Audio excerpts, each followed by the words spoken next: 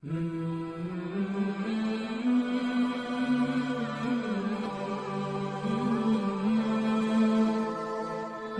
باللہ من الشیطان الرجیم بسم اللہ الرحمن الرحیم سبح للہ ما فی السماوات والارض وهو العزیز الحکیم له ملک السماوات والارض یحیی ویمیت وهو علی کل شیء قدیر هو الاول والآخر والظاہر والباطن وهو بكل شیء علیم من الشیطان الرجیم بسم اللہ الرحمن الرحیم۔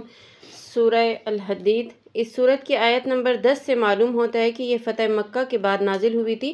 اس موقع پہ چونکہ مسلمانوں کے خلاف کافروں کی دشمنی کی کارروائیاں بڑی حد تک دھیمی پڑ گئی تھیں اور جزیرہ عرب پر مسلمانوں کا تسلط بڑھ رہا تھا، اس لیے سورت میں مسلمانوں کو تلقین کی گئی ہے کہ وہ اپنے آپ کو ان صفات سے آراستہ کرنے پر زیادہ توجہ دے جو ان کو دین کو مطلوب ہے، اور اللہ تعالیٰ سے اپنی کوتاہیوں پہ مغفرت مانگے۔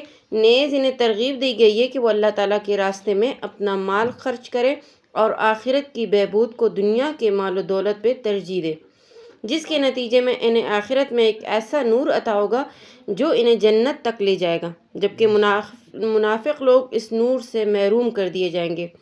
سورت کے آخر میں عیسائیوں کو یاد دلایا گیا ہے کہ جو رہبانیت یعنی ترک دنیا انہوں نے اختیار کی تھی وہ اللہ تعالیٰ کے حکم سے مطابقت نہیں رکھتی تھی۔ اللہ تعالیٰ نے نہیں فرمایا تھا کہ دنیا کو بالکل چھوڑ کر بیٹھ جاؤ، بلکہ یہ تاکید فرمائی تھی کہ اس دنیا میں رہ کر اللہ تعالیٰ کے احکام پر عمل کرو اور تمام حقوق اسی کی ہدایت کے مطابق ادا کرو۔ اس سورت کی آیت میں 25 میں لوہے کا ذکر آیا ہے۔ لوہے کو عربی میں حدید کہتے ہیں، اس لیے سورت کا نام سورہ الحدید ہے۔ شروع اللہ کے نام سے جو بڑا مہربان اور بہت مہربان ہے۔ یہ سورت مدنی ہے، اس میں 29 آیتیں اور 4 رکوع ہیں۔ آسمان اور زمین میں جو چیز بھی ہے وہ اللہ کی تسبیح کرتی ہے، اور وہی ہے جو اقتدار کا بھی مالک ہے اور حکمت کا بھی۔ آسمان اور زمین کی بادشاہت اسی کی ہی، وہی زندگی بخشتا ہے اور موت دیتا ہے اور ہر وہ چیز پہ پوری قدرت رکھنے والا ہے۔ وہی اول بھی ہے اور آخر بھی، ظاہر بھی ہے اور چھپا ہوا بھی، اور وہ ہر چیز کو پوری طرح جاننے والا ہے۔ وہی ہے جس نے آسمانوں اور زمین کو 6 دن میں پیدا کیا، پھر عرش پر استوا فرمایا۔ وہ ہر اس چیز کو جانتا ہے جو زمین میں داخل ہوتی ہے اور جو اس سے نکلتی ہے، اور ہر اس چیز کو جو آسمان سے اترتی ہے اور جو اس میں چڑھتی ہے، اور تم جہاں کہیں ہو وہ تمہارے ساتھ ہے، اور جو کام بھی تم کرتے ہو اللہ اس کو دیکھتا ہے۔ آسمانوں اور زمین کی بادشاہت اسی کی ہے، اور تمام معاملات اللہ تعالیٰ کی طرف لوٹائے جاتے ہیں۔ وہ رات کو دن میں داخل کر دیتا ہے اور دن کو رات میں داخل کر دیتا ہے، اور وہ سینوں میں چھپی ہوئی باتوں کو خوب جانتا ہے۔ اللہ اور اس کے رسول پر ایمان رکھو، اور جس مال میں اللہ نے تمہیں قائم مقام بنایا ہے اس میں سے اللہ کے راستے میں خرچ کرو۔ چنانچہ تم میں سے جو لوگ ایمان لائے ہیں اور انہوں نے اللہ کے راستے میں خرچ کیا، اس کے لیے بڑا اجر ہے۔ اور تمہارے لیے کون سی وجہ ہے کہ تم اللہ پہ ایمان نہ رکھو، حالانکہ رسول تمہیں دعوت دے رہے ہیں کہ تم اپنے پروردگار پر ایمان رکھو اور وہ تم سے عہد لے چکے ہیں اگر تم واقعی مومن ہو۔ اللہ وہی ہے جو اپنے بندے پر کھلی کھلی آیتیں نازل فرماتا ہے تاکہ تمہیں اندھیروں سے نکال کر روشنی میں لائے، اور یقین جانو اللہ تم پہ بہت شفیق اور بہت مہربان ہے۔ اور تمہارے لیے کون سی وجہ کہ تم اللہ کے راستے میں خرچ نہ کرو، حالانکہ آسمانوں اور زمینوں کی ساری میراث اللہ ہی کے لیے ہے۔ جو تم میں سے جنہوں نے مکہ کی فتح سے پہلے خرچ کیا وہ لڑائی لڑی اور بعد والوں کے برابر نہیں ہے، وہ درجے میں ان لوگوں سے بڑے ہوئے ہیں جنہوں نے فتح مکہ کے بعد خرچ کیا اور لڑائی لڑی۔ یوں اللہ نے بھلائی کا وعدہ ان سب سے کر رکھا ہے، اور تم جو کچھ کرتے ہو اللہ اس سے پوری طرح باخبر ہے۔ کون ہے جو اللہ کو قرض دے، اچھا قرض، جس کے نتیجے میں اللہ اسے دینے والے کے لیے کئی گنا بڑھا دے، اور ایسے شخص کو باعزت اجر ملے گا۔ اس کی تھوڑی سی میں تشریح کر دیتی ہوں کہ اللہ تعالیٰ کو نہ مال کی حاجت ہے نہ کسی سے قرض لینے کی، وہ ہر حاجت سے بے نیاز ہے، لیکن انسان جو کچھ صدقہ خیرات کرتا ہے یا جہاد اور دینی کاموں میں خرچ کرتا ہے تو اللہ تعالیٰ اپنی رحمت سے اسے قرض کے لفظ سے اس لیے تعمیر فرمایا کہ اللہ تعالیٰ اس کا صلہ ایسے شخص کو دنیا اور آخرت میں اس اہتمام سے عطا فرماتا ہے جیسے کوئی قرض دار اپنا قرض واپس کرتا ہے۔ اور اچھے قرض سے مراد یہ کہ وہ پورے خلوص کے ساتھ صرف اللہ کی خوشنودی حاصل کرنے کے لیے دیا گیا ہو، دکھاوا مقصود نہ ہو۔ اس دن جب تم مومن مردوں اور مومن عورتوں کو دیکھو گے کہ ان کا نور ان کے سامنے اور ان کے دائیں جانب دوڑ رہا ہوگا، اور ان سے کہا جائے گا کہ آج تمہیں خوشخبری ہے ان باغات کی جن کے نیچے نہریں بہتی ہیں، جن میں تم ہمیشہ ہمیشہ رہو گے۔ یہی ہے جو بڑی زبردست کامیابی ہے۔ اس دن جب منافق مرد اور منافق عورتیں ایمان والوں سے کہیں گے کہ ذرا ہمارا انتظار کر لو، تمہارے نور سے ہم بھی کچھ نور روشنی حاصل کر لیں۔ ان سے کہا جائے گا کہ تم اپنے پیچھے لوٹ جاؤ، پھر نور تراش کرو۔ پھر ان کے درمیان ایک دیوار حائل کر دی جائے گی جس میں ایک دروازہ ہوگا، جس کے اندر کی طرف سے رحمت ہوگی اور باہر کی طرف سے عذاب ہوگا۔ وہ مومنوں کو پکار کے کہیں گے کہ کیا ہم تمہارے ساتھ نہیں تھے؟ مومن کہیں گے کہ ہاں تھے تو صحیح، لیکن تم نے خود اپنے آپ کو فتنے میں ڈال لیا اور انتظار میں رہے،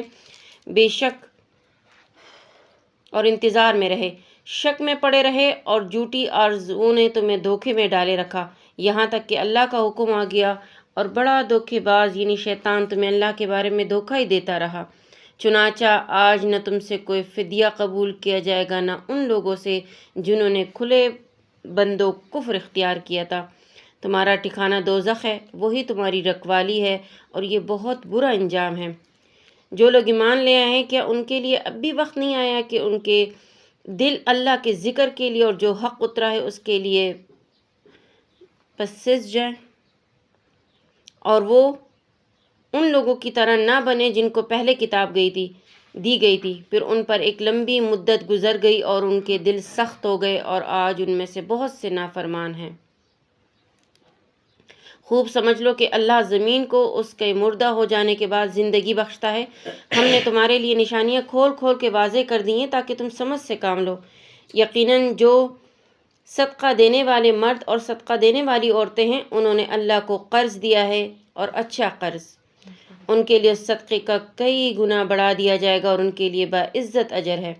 اور جو لوگ اللہ پر اس کے رسولوں پر ایمان لائے ہیں، وہی اپنے رب کے نزدیک صدیق اور شہید ہیں، ان کے لیے ان کا اجر اور ان کا نور ہے۔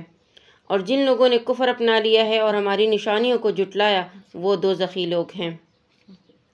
خوب سمجھ لو کہ اس دنیا والی زندگی کی حقیقت بس یہ ہے کہ وہ نام ہے کھیل کود کا، ظاہری سجاوٹ کا، تمہارے ایک دوسرے پہ فخر جتانے کا، اور مال اور اولاد میں سے ایک دوسرے سے بڑھنے کی کوشش کرنے کا۔ اس کی مثال ایسی ہے جیسے ایک بارش جس سے اگنے والی چیزیں کسانوں کو بہت اچھی لگتی ہیں، پھر وہ اپنا زور دکھاتی ہے، پھر تم اس کو دیکھتے ہو کہ وہ زرد پڑ گئی ہے، پھر وہ چورا چورا ہو جاتی ہے، اور آخرت میں تو ایک سخت عذاب ہے۔ اور دوسرے اللہ کی طرف سے بخشش ہے اور خوشنودی، اور دنیا والی زندگی دھوکے کے سامان کے سوا کچھ نہیں ہے۔ ایک دوسرے سے آگے بڑھنے کی کوشش کرو اپنے پروردگار کی بخشش کی طرف اور اس جنت کی طرف جس کی چوڑائی آسمان اور زمین کی چوڑائی جیسی ہے، یا ان لوگوں کے لیے تیار کی گئی ہے جو اللہ اور اس کے رسولوں پر ایمان لائے ہیں۔ یہ اللہ کا فضل ہے جو جس کو چاہتا ہے دیتا ہے، اور اللہ تعالیٰ بڑا فضل والا ہے۔ کوئی مصیبت ایسی نہیں ہے جو زمین میں نازل ہوتی ہے یا تمہاری جانوں کو لاحق ہوتی ہو، مگر وہ ایک کتاب میں اس وقت سے درج ہے جب ہم نے ان جانوں کو پیدا نہیں کیا تھا۔ یقین جانو یہ بات اللہ کے لیے بہت آسان ہے۔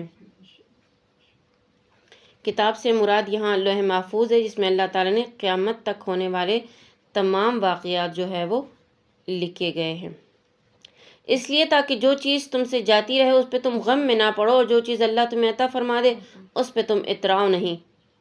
جس شخص کا اس بات پہ ایمان ہو کہ دنیا میں جو کچھ ہو رہا ہے وہ اسی تقدیر کے مطابق ہو رہا ہے جو لوح محفوظ میں پہلے سے لکھی ہوئی ہے، تو اسے کوئی ناگوار واقعے پر اتنا صدمہ نہیں ہوتا جو اسے دائمی پریشانی اور حسرت میں مبتلا رکھے، بلکہ یہ چیز اس کے لیے تسلی کا باعث ہوتی ہے کہ جو چیز تقدیر میں لکھا ہوا تھا وہی ہوا، اور یہ کہ اس دنیا کی تکلیفیں آخرت کی نعمتوں کے مقابلے میں کوئی حیثیت نہیں رکھتی۔ اور اللہ کسی ایسے شخص کو پسند نہیں کرتا جو اطراحت میں مبتلا ہو، شیخی بگاڑنے والا ہو۔ وہ ایسے لوگ ہیں جو کنجوسی کرتے ہیں اور دوسرے لوگوں کو بھی کنجوسی کی تلقین کرتے ہیں، اور جو شخص منہ موڑ لے تو یاد رکھو اللہ ہی سب سے بے نیاز ہے، بذات خود قابل تعریف۔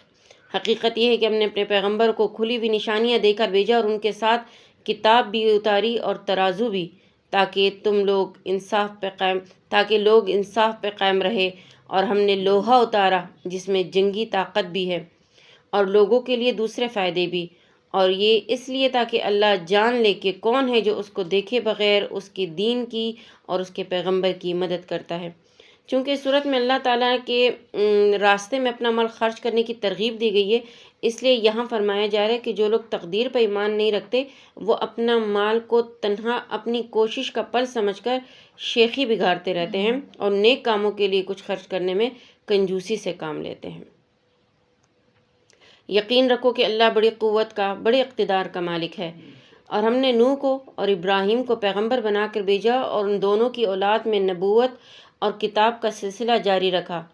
پھر ان میں سے کچھ تو ہدایت پہ آ گئے اور ان میں سے بہت سے لوگ نافرمان رہے۔